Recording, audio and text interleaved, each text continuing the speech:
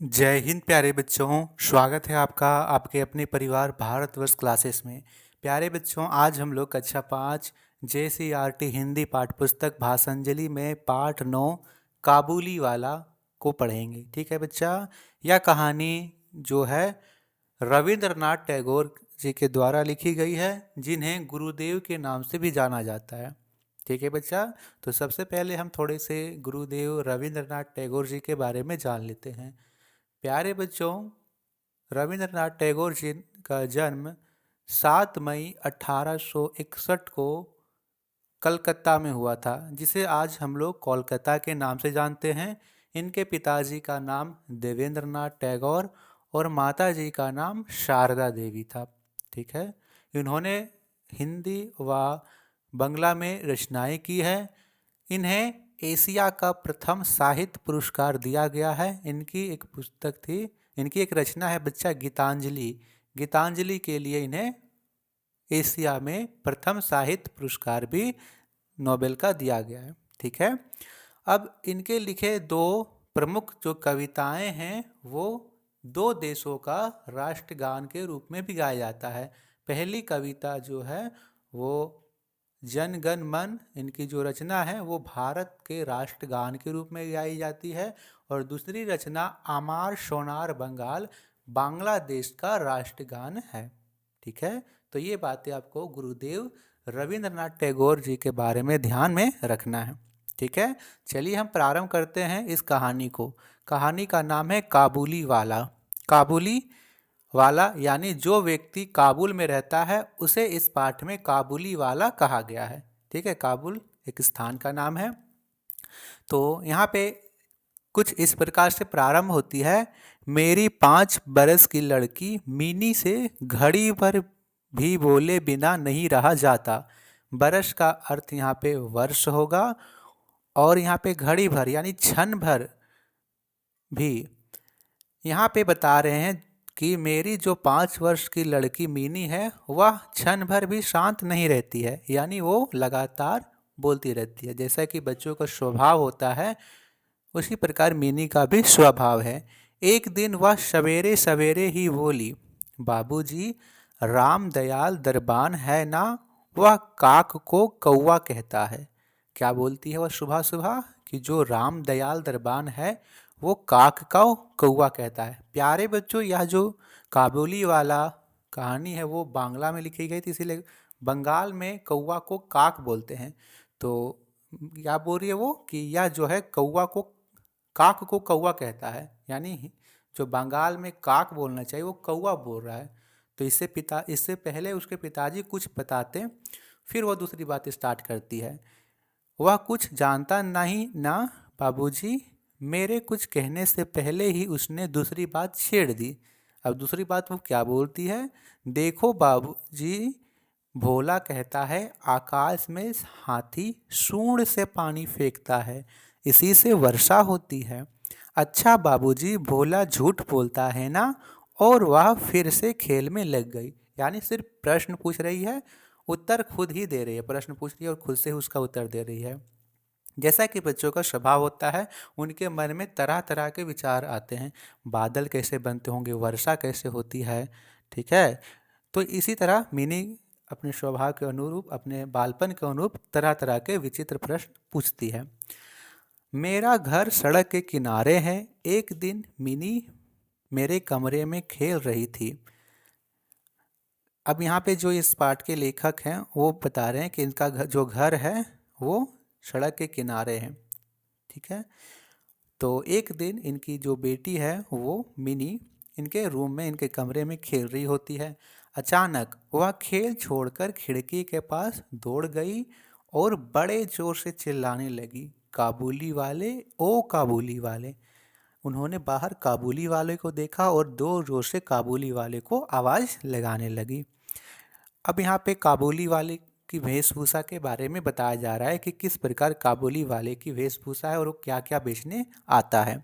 तो कंधे पर मेवों की झोली लटकाए, मेवा बच्चा तरह तरह के बादाम, ठीक है, काजू वगैरह हो सकते हैं। तो मेवों की झोली लटकाए, हाथ में अंगूर की पिटारी लिए एक लंबा सा काबुली धीमी चाल से सड़क पर जा रहा था। जैसे ही वह मकान की ओर आने लगा, मिन्नी डरकर भीतर भाग गई। अब उसने आवाज़ तो लगा लिया, काबुली वाले हो काबुली वाले, परंतु जैसे ही काबुली वाला घर की तरफ आने लगा, मिन्नी डर से भाग गई। क्यों भागी? उसे लगा कि कहीं वह उसे पकड़ ना ले जाए। उसके हाथ में जब वो बड़ा सा थैला देखती तो उसे लगता है कि कहीं वह उसे पकड़ कर ले जाएगा। उसके मन में यह बात बैठ गई थी कि काबुली वाले की झोली के अंदर तलाश करने पर उस जैसे और भी 2-4 बच्चे मिल सकते हैं। यानी उसे क्या लगता था कि काबुली वाला अपने झोली में बच्चों को पकड़कर ले जाता है। काबुली ने मुस्कुराते हुए मुझे सलाम किया। मैंने उससे कुछ सौदा खरीदा, यानी कुछ मेवे या फिर अंगूर खरीदा। फिर वह बोला, बाबू साहब आपकी लड़की कहाँ गई? वो मिनी को ढूंढता है। मैंने मिनी के मन से डर दूर करने के लिए उसे बुलवा लिया। काबुली ने झोली से किशमिश और बादाम निकालकर मिनी को देने चाहे, पर उसने कुछ ना लिया क्योंकि वो डर रही होती है। डरकर वह मेरे घुटनों से चिपट गई, यानी वो उनके अपने पिताजी के घुटनों से लिपट जाती है। काबुली से उसका पहला परिचय इस तरह हुआ। ठीक। कुछ दिन बाद किसी जरूरी काम से मैं बाहर जा रहा था। देखा कि मिनी काबुली से खूब बातें कर रही है और काबुली मुस्कुराता हुआ सुन रहा है। जो मिनी पहले काबुली वाले से डरती थी, उनके पास भी नहीं जाती थी, अब वह कुछ दिनों बाद काबुली वाले से अच्छी तरह घुल मिल जाती है, उनसे ढेर सारी बातें कर रही होती है। ये उनके पिताजी देखते हैं। मिनी की झोली बादाम किशमिश से भरी हुई है। मैंने काबुली को अठन्नी देते हुए कहा, इसे यह सब क्यों दे दिया? अब मत देना। फिर मैं बाहर चला गया। यानी काबुली वाला उसे किशमिश और बादाम दे देता है, तो इस पर उसके पिताजी उसके बदले पैसे दे देते हैं और उसे मना करते हैं कि अब इसे मत देना। कुछ देर तक काबुली मिनी से बातें करते रहा। जाते समय वह अठन्नी मिनी की झोली में डालता गया, यानी उसने पैसे नहीं लिए, वापस वो कर देता है। जब मैं घर लौटा तो देखा कि मिनी की माँ काबुली से अठन्नी लेने के कारण उस पर खूब गुस्सा हो रही है। यानी माँ उस पर गुस्सा हो रही थी कि तुम उससे अठन्नी क्यों ले ली। ठीक। अब यहाँ पे आगे है बच्चा, काबुली प्रतिदिन आता रहा। उसने किशमिश बादाम दे देकर मिनी के छोटे से हृदय पर काफ़ी अधिकार जमा लिया था। ठीक है। काबुली वाला मिनी को बादाम किशमिश फ्री में देता था और इस प्रकार मिनी भी बच्चा काबुली वाले से अच्छी तरह घुल मिल गई थी, उनसे ढेर सारी बातें किया करती थी। दोनों में वही वही बातें होती और वे खूब हंसते। ठीक। रहमत काबुली को देखते ही मेरी लड़की हंसते हुए पूछती, काबुली वाले, ओ काबुली वाले, तुम्हारी झोली में क्या है? रहमत, यहाँ पे काबुली वाले का नाम क्या है? रहमत है। रहमत हंसता हुआ कहता, हाथी। फिर वह मिनी से कहता, तुम ससुराल कब जाओगी? तो इस पर उल्टे रहमत से पूछती कि तुम ससुराल कब जाओगे, क्योंकि अभी मिनी को ससुराल का मतलब ही नहीं पता है, तो इस पर वह भी उल्टा पूछ देती है कि ससुराल कब जाओगे। रहमत अपना मोटा घूंसा तान कर कहता, हम ससुर को मारेगा। इस पर मिनी खूब हंसती। ठीक है। इस साल सर्दियों के अंत में काबुली अपने देश चला जाता। जाने से पहले वह सब लोगों से पैसे वसूल करने में लगा रहता। उसे घर घर घूमना पड़ता, मगर फिर भी प्रतिदिन वह मिनी से एक बार मिल जाता। ठीक है। वह घूमने मतलब जो बादाम किशमिश और अंगूर की पिटारी लिए वह घूमता था, तो कई लोगों के पैसे उधार लेते थे। सर्दियों के अंत में वह अपने देश काबुल जाता था, तो वो सोचता था कि सारे पैसे इकट्ठे कर लूँ फिर अपने देश चला जाऊँ। लेकिन इस दौरान भी वह प्रतिदिन मिली से एक बार जरूर मिलता है। एक दिन सवेरे मैं अपने कमरे में बैठा कुछ काम कर रहा था। ठीक उसी समय सड़क पर बड़े जोर का शोर सुनाई दिया। देखा तो पाया कि अपने उस रहमत को 2 सिपाही बांधे लिए जा रहे हैं। रहमत के कुर्ते पर खून के दाग हैं और सिपाही के हाथ में खून से सना हुआ छुरा, यानी एक चाकू है, और रहमत के कपड़ों में खून के दाग हैं। क्या यहाँ पे घटना हुई थी, पढ़ते हैं। कुछ सिपाही से और कुछ रहमत के मुंह से सुना कि हमारे पड़ोस में रहने वाले एक आदमी ने रहमत से एक चादर खरीदी थी, यानी वह चादर भी बेचा करता था। तो रहमत से कुछ एक चादर खरीदी थी, उसके कुछ रुपए उस पर बाकी थे जिन्हें देने से उसने इनकार कर दिया था। बस इसी बात पर दोनों में बात बढ़ गई और काबुली ने उसे छुरा मार दिया। इतने में काबुली वाले कहते हुए मिनी घर से निकल आई। रहमत का चेहरा क्षण भर के लिए खिल उठा। मिनी ने आते ही पूछा, तुम ससुराल कब जाओगे? जैसा कि वह प्रतिदिन काबुली वाले से बात किया करती थी, तो उसे लगा कि शायद आज भी काबुली वाला मुझसे अच्छे से बात करेगा, तो फिर भी वह पूछती है कि तुम ससुराल कब जाओगे? रहमत ने हंसकर कहा कि हाँ, वहीं तो जा रहा हूँ। ऐसा रहमत बोलता है।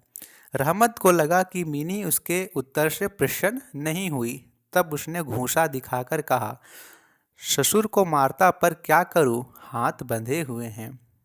छुरा चलाने के अपराध में रहमत को कई साल की सजा हो गई। काबुली का ख्याल धीरे धीरे मेरे मन से बिल्कुल उतर गया और मिनी भी उसे भूल गई। कई साल बीत गए।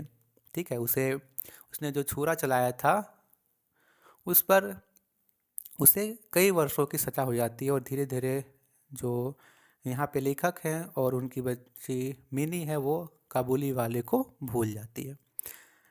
अब इतने वर्षों में मिनी बड़ी हो जाती है और विवाह के योग हो जाती है। इसमें विवाह उसका तय कर दिया जाता है और यहाँ पे आज मिनी का विवाह होता है। यहाँ पे लिखा हुआ है, आज मेरी मिनी का विवाह है, लोग आ जा रहे हैं। मैं अपने कमरे में बैठा हुआ खर्च का हिसाब लिख रहा था। इतने में रहमत सलाम करके एक और खड़ा हो गया। यानी अब रहमत को सज़ा से मुक्त हो गया था, वो जेल से बाहर आ गया था। पहले तो मैं उसे पहचान ना सका। उसके पास ना तो झोली थी और ना चेहरे पर पहले जैसी खुशी। माफ कीजिएगा। अंत में उसकी ओर ध्यान से देखकर पहचाना कि यह रहमत है। चूँकि 8 सालों में कई उसके बाद उसका चेहरा बदल गया था। मैंने पूछा, क्यों रहमत, कब आए? कल शाम को ही जेल से छूटा हूँ, उसने बताया। मैंने उससे कहा, आज हमारे घर में एक ज़रूरी काम है, मैं उसी में लगा हुआ हूँ। आज तुम जाओ, फिर आना। वह उदास होकर जाने लगा। दरवाजे के पास रुककर बोला, जरा बच्ची को नहीं देख सकता? यानी वह मिनी से मिलना चाहता, उसे एक बार देखना चाहता है। शायद उसे यही विश्वास था कि मिनी अब भी बच्ची ही है। वह अब भी पहले की तरह काबुली वाले चिल्लाती हुई दौड़ी चली आएगी। उन दोनों की उस पुरानी हंसी और बातचीत में किसी तरह की रुकावट ना होगी। मैंने कहा, आज घर में बहुत काम है, आज उससे मिलना ना हो सकेगा। यानी जो काबुली वाला, उसे लगता है कि मिनी अब भी बच्ची है और उससे फिर से मैं वही सारी बातें करूँगा और जो उसका इतने दिनों से वो बात नहीं किया है तो क्या होगा, थोड़ा उसे राहत मिलेगा। वह कुछ उदास हो गया और सलाम करके दरवाजे से बाहर निकल गया। मैं सोच ही रहा था कि उसे वापस बुलाऊं। इतने में वह स्वयं ही लौट आया और बोला, यह थोड़ा सा मेवा बच्ची के लिए लाया था, उसको दे दीजिएगा। मैंने उसे पैसे देने चाहे पर उसने कहा, आपकी बहुत मेहरबानी है बाबू साहब, पैसे रहने दीजिए। फिर जरा ठहरकर बोला, आपकी जैसी मेरी भी एक बेटी है, मैं उसकी याद कर करके आपकी बच्ची के लिए थोड़ा सा मेवा ले आया करता हूँ। मैं यहाँ सौदा बेचने नहीं आता। यानी वो इतने दिनों से मिनी को देखने आता था, क्योंकि काबुल उसके देश में उसकी भी एक बेटी थी जो बिल्कुल मिनी की तरह थी। वो मिनी में अपनी बेटी को पाता था और इसी के लिए मेवे और किशमिश बादाम लेकर आता था। वह यहाँ पे सौदा करने यानी व्यापार करने बेचने के लिए नहीं आता था। ठीक है। उसने अपने कुर्ते की जेब में हाथ डालकर कागज का एक टुकड़ा निकाले। देखा कि कागज पर छोटे से हाथ के नन्हे से पंजे की छाप है। हाथ में थोड़ी सी कालिख लगाकर कागज पर उसकी छाप ले ली गई थी। यह जो छाप बच्चा वह उसकी बेटी की थी। ठीक है। देखिए, माता पिता अपने बच्चों के लिए, अपने बच्चों के जीवन यापन के लिए कितना संघर्ष करते हैं, कितने कितने दिन अपने घरों से दूर रखते हैं। तो इसी प्रकार काबुली वाला अपनी बच्ची को याद करके उसके हाथों में कालिख लगा करके एक कागज पे छाप लगाकर उसे अपने पैकेट की जेब में रखता था और हर रोज उसे देखकर लगता था कि मानो मेरी बच्ची मेरे साथ है। कितना यहाँ पे भावपूर्ण ये क्षण होता है। अपनी बेटी की इसी याद को छाती से लगाकर रहमत हर साल कोलकाता की गली कूचों में सौदा बेचने आता था। ठीक है। मेरी आंखें भर आई। सब कुछ भूलकर मैंने उसी समय मिनी को बाहर बुलाया। विवाह की पूरी पोशाक पहने और गहने पहने मिनी शर्म से सिकुड़ी मेरे पास आकर खड़ी हो गई। उसे देखकर रहमत काबुली पहले तो शकपका गया। यानी पहले तो वो बच्ची को देखता था, लेकिन इतनी बड़ी, वो भी दुल्हन की पोशाक में, वो थोड़ा सकपका गया। उससे पहले जैसे ही बातचीत करते ना बना। बाद में वह हंसता हुआ बोला, लल्ली सास के घर जा रही है क्या? मिनी अब सास का अर्थ समझती थी। मारे शर्म के उसका मुंह लाल हो उठा। मिन्नी के चले जाने पर एक गहरी सांस भरकर रहमत वहीं जमीन पर बैठ गया। उसकी समझ में एक बात एकाएक स्पष्ट हो उठी कि मैं उसकी बेटी भी इतने दिनों में बड़ी हो गई होगी। इन 8 वर्षों में उसके साथ क्या हुआ कौन जाने। वह उसकी याद में खो गया। मैंने कुछ रुपए निकालकर उसके हाथ में रख दी और कहा, रहमत तुम अपने बेटी के पास देश चले जाओ। ठीक है बच्चा, तो ये था कहानी काबुली वाला। किस प्रकार काबुली वाला अपने बच्ची की याद को, यानी कालिख लगाकर जो रखता है, वो जो क्षण है वो सबसे इसमें पढ़िएगा तो थोड़ा सा आपको लगेगा कि हाँ, माता पिता हमारे लिए कितना संघर्ष करते हैं, तो हमें उनको संघर्षों का परिणाम देना चाहिए बच्चा। उन्हें उनका फल ज़रूर मिलना चाहिए। हमारा भी ये फर्ज बनता है कि हम भी मन लगा कर पढ़ें। ठीक है, तो बताइए आप लोगों को कहानी कैसी लगी। वीडियो अच्छी लगी तो वीडियो को लाइक शेयर जरूर कीजिएगा, और भारत फर्स्ट क्लासेस पर नए हो तो सब्सक्राइब कीजिएगा। और जो ये कहानी है काबुली वाले, इसके प्रश्न उत्तर की वीडियो अपलोड है भारत फर्स्ट क्लासेस में, आप वहाँ से देख सकते हो। धन्यवाद बच्चा।